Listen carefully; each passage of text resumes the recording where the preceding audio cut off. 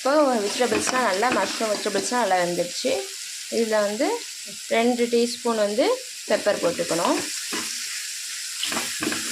Pepper தூள் 2 teaspoon போட்டுக்கணும். அதோட கொஞ்சம் கொத்தமல்லி,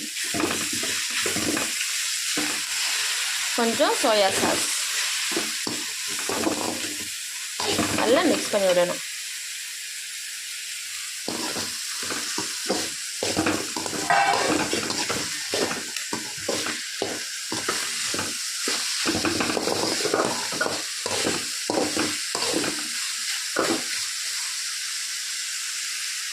அதுக்கடுத்து சாதத்தை நம்ம வந்து பாஸ்மதி ரைஸ் வந்து நம்ம அதை வேக வச்சு எடுத்து ஆற வச்சுருக்கோம்.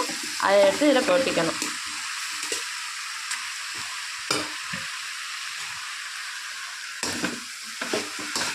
நல்லா மிக்ஸ் பண்ணி விடணும்.